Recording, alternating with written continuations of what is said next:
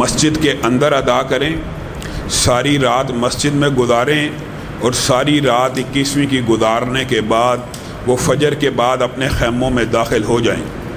جن مساجد میں جبر کی وجہ سے، لاک ڈاؤن کی وجہ سے خیمے نہیں ہیں، ان مساجد کے اندر بھی اعتکاف بغیر خیموں کے ہو سکتا ہے۔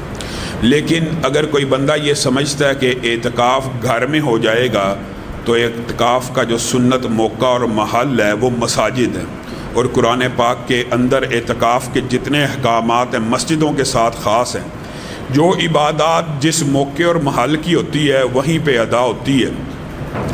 اللہ کے فضل و کرم سے آپ نے یہ جو آخری عشرہ ہے، ہمارے جتنے بھی مہمان آئے وہ اللہ رب العزت کی اصل میں مہمان ہیں۔ ایک تو آپ نے ان کے لیے دلوں کو فراخ رکھنا، ان کی خدمت میں اور ان کی داد رسی میں اور ان کی ضرورتوں کا سب کو خیال کرنا چاہیے، تاکہ وہ اپنا اعتکاف بہترین طریقے سے سر انجام دیں۔ اعتکاف ایک ایسی سنت ہے کہ اگر غور کیا جائے تو اس کی ابتدا تو نبی کریم صلی اللہ علیہ وسلم کی نبوت سے بھی پہلے ہو جاتی ہے، کہ نبی کریم صلی اللہ علیہ وسلم غار حرا میں گوشہ نشین ہوا کرتے تھے۔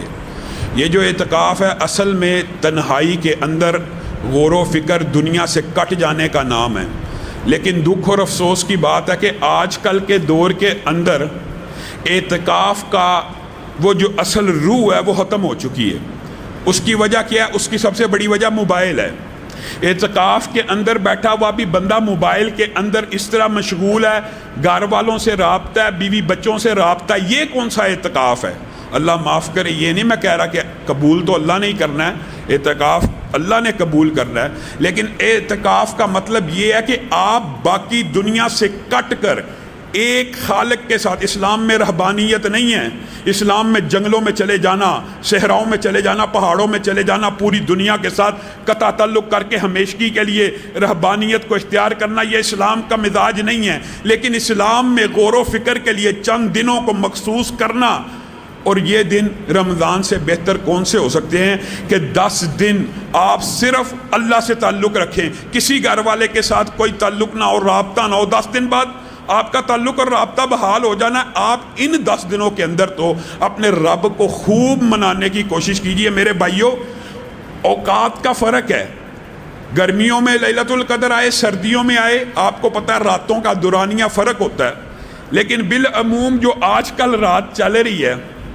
اگر آپ اس کو 9 گھنٹے کی، 8 گھنٹے کی، 10 گھنٹے کی بھی مان لیں تو آپ بتائیں یہ کتنے قیمتی دن آ رہے ہیں کہ 9 گھنٹے 81 سال کی عبادت کے برابر ہیں۔ 9 گھنٹے 81 سال کی عبادت کے برابر، 1 گھنٹہ 9 سال کی عبادت کے برابر، 1 منٹ 60 دن کی تقریباً عبادت کے برابر۔ آپ خود بتائیے کہ انسان کتنا بڑا بے وقوف ہوگا یہ ان 9 گھنٹوں کو ضائع کر دے۔ آپ نے اور میں نے، اور یہ پلاننگ صرف آپ نے طاق راتوں کی نہیں کرنی، یہ بھی بات یاد رکھیے، کیونکہ ایک مغالطہ ہے۔ میں اللہ معاف کرے کسی اختلاف میں اس وقت پڑھنا نہیں چاہتا، لیکن آپ نے یہ عبادت 10 کے 10 دن انجام دینی ہے، 10 کے 10 دن، صرف طاق راتوں میں نہیں دینی۔ ایک روٹین بنا لیجئے۔ اس کی کچھ وجوہات ہیں کہ چاند دیکھنے کے حوالے سے ہمارے یہاں پہ اختلاف پایا جاتا ہے، مطالعے کا فرق ہے۔ آپ اس اختلاف سے بچنے کے لیے 10 کے 10 دن عبادت کر لیں تو پھر آپ کو یہ یقین ہے آپ نے لیلۃ القدر کو پا لیا، پھر کون سی ایسی بات ہے؟ اور لیلۃ القدر کو جس نے پا لیا گویا اس نے 81 برس کی 1000 مہینے کی عبادت کو پا لیا۔ اور عبادت آپ نے ان 10 دنوں میں کیسے کرنی ہے؟ اس کا ایک خاکہ تیار کریں، اس کا ایک شیڈول بنائیں۔ آج 20ویں سے شروع کر دیں، آخری دن تک آپ یہ 10 راتیں اس طرح گزاریں۔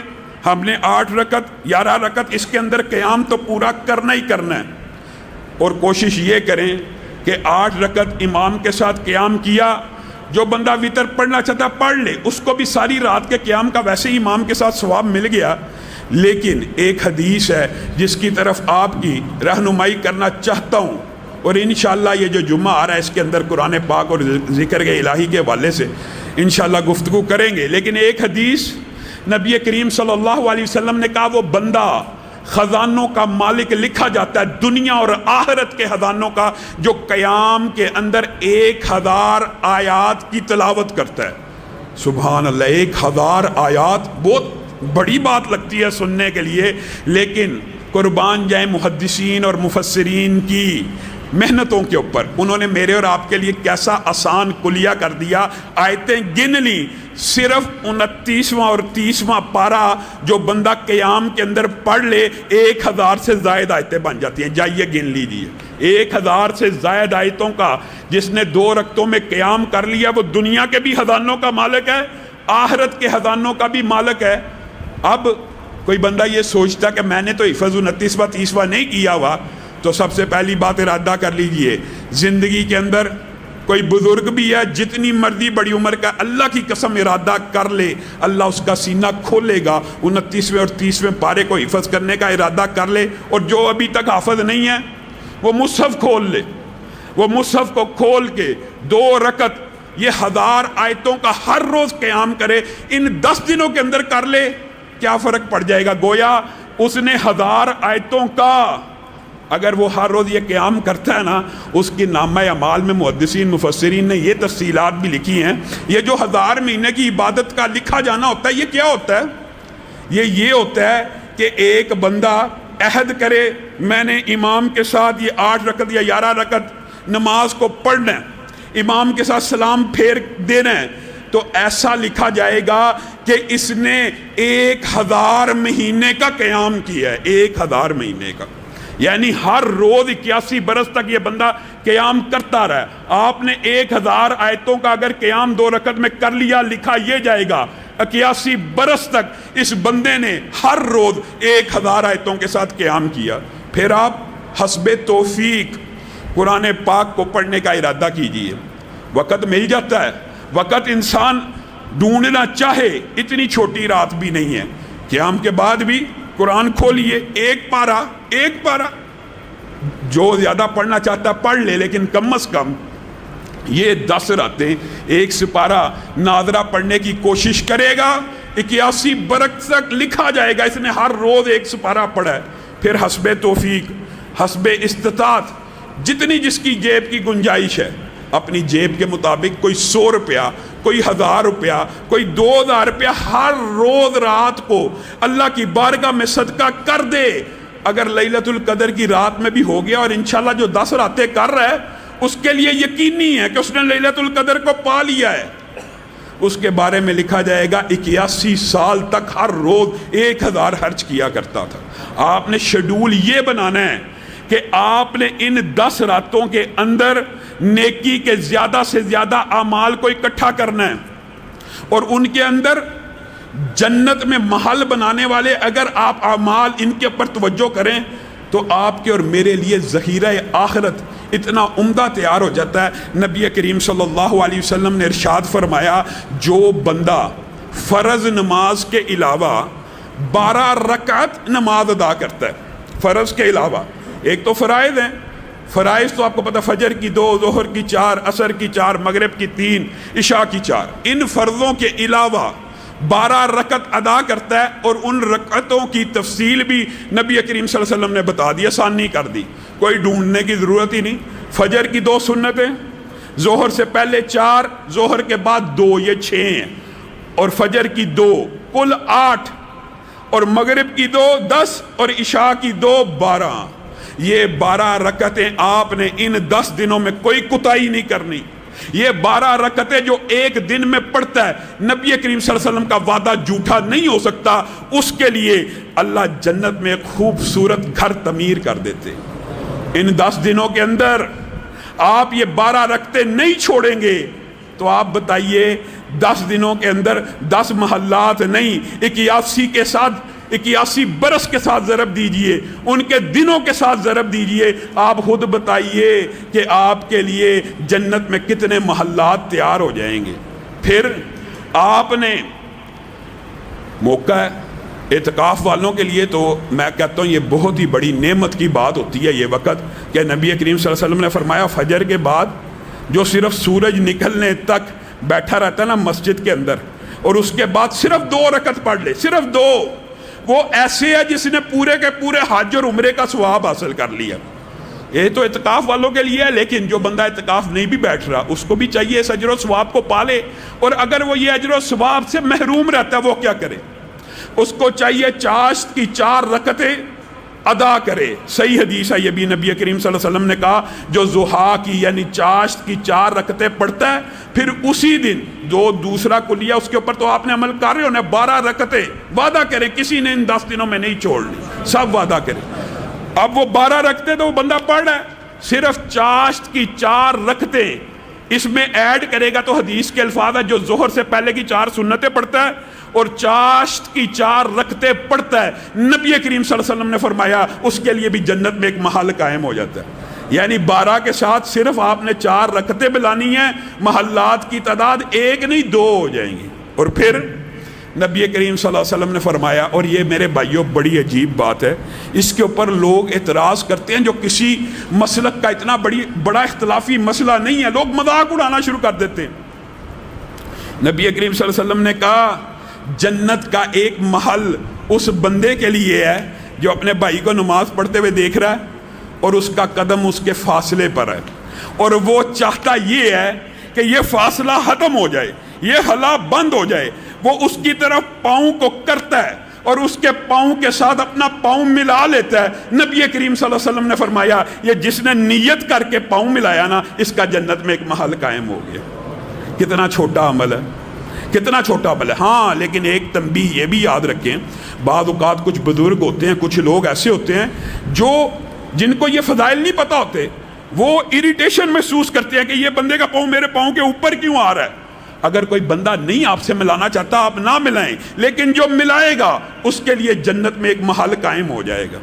آگے چلیے, یہ آپ نے ان 10 دنوں کا شیڈیول ایسا بنانا کہ ہر روز جنت کے اندر محلات بھی بنانے ہیں, اعمال بھی ایسے کرنے ہیں کہ 81 برس تک وہ عمل آپ کے نامہ اعمال میں لکھا جائے. ایک نہایت آسان عمل میں آپ کو بتاتا ہوں, نہایت آسان. نبی کریم صلی اللہ علیہ وسلم نے فرمایا جو بندہ, یہ ہر دن کے لیے ہے, یہ ان 10 دنوں کے لیے خاص فضیلتیں نہیں ہیں, لیکن ان 10 دنوں کے لیے اس لیے ترغیب دے رہا ہوں کہ یہ تو قیمتی دن ہے اور بڑی تیزی کے ساتھ رمضان کا مہینہ ہاتھوں سے جا رہا ہے.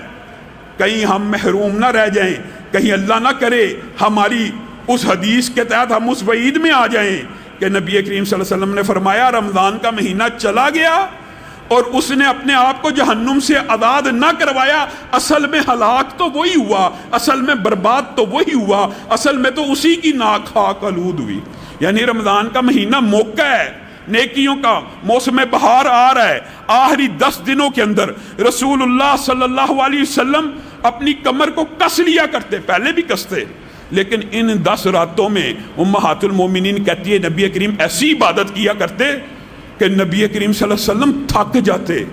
نبی کریم صلی اللہ علیہ وسلم کے سینے سے ہنڈیا میں جیسے پانی ڈالا جائے نا تو ہنڈیا ابل جائے تو ایک ڈھکن اوپر پڑا ہوا تو ڈھکن دیچکی کے ساتھ لگتا ہے, گڑگڑاہٹ کی آواز آتی ہے. رسول اللہ صلی اللہ علیہ وسلم جن کا کوئی گناہ نہیں ہے وہ اللہ کے سامنے کھڑے ہو کے ان 10 راتوں میں بھی اور عام بھی اتنا روتے تھے کہ جیسے ہنڈیا ابل رہی ہے. میں اور آپ ان 10 دنوں کی اہمیت ہمیں پتہ ہی نہیں ہے. یہ نہایت قیمتی دن ہے, انتہائی آسان عمل. نبی کریم صلی اللہ علیہ وسلم نے فرمایا جو بندہ قل هو اللہ احد, آپ کو پتہ 3 دفعہ پڑھتا ہے کتنا ثواب ہے, ایک قرآن کے پڑھنے کا. 3 دفعہ صرف قل هو اللہ پڑھو, ایک قرآن کے پڑھنے کا ثواب. ایک سپارہ آپ نے پڑھنا ہے, پھر 3 مرتبہ قل هو اللہ پڑھنی ہے, اس کا ثواب کتنا ہے؟ ایک قرآن کامل پڑھنے کا ثواب. 3 مرتبہ ایمان اور احتساب اور حسن اخلاص کے ساتھ اگر صرف قل هو اللہ پڑھے گے پورے قرآن کا ثواب مل جائے گا, 81 برس تک لکھا جائے گا. اسی پر بس نہیں ہے, اس حدیث کی ایک مزید ایکسپلینیشن یا تشریح یہ ہے کہ جو بندہ 3 دفعہ نہیں پڑھتا, 6 مرتبہ نہیں پڑھتا, 9 مرتبہ نہیں پڑھتا, اس 9 مرتبہ کے ساتھ 1 مرتبہ اور ملا لیتا. کیا مطلب؟ قل هو اللہ کو 10 مرتبہ جو بندہ پڑھتا ہے, ایک تو جو اجر و ثواب قرآن پڑھنے کا تھا وہ تو 3 قرآنوں کا مل ہی گیا, لیکن 10 مرتبہ جو بندہ قل هو اللہ پڑھتا ہے, یہ سورت پڑھتا ہے, یہ سورت اللہ کو اتنی پسند ہے, اللہ کو اتنی محبوب ہے. وجہ کیا ہے؟ اس میں رب کی توحید بیان ہو رہی ہے, اس میں پورا دین بیان ہو رہا ہے, اس میں پورا ایمان بیان ہو رہا ہے کہ اللہ وہ ہے جس کی کوئی اولاد نہیں ہے, نہ وہ کسی کا والد ہے، نہ وہ کسی کا بیٹا ہے، تنہا ہے، یگانہ ہے، یکتا ہے۔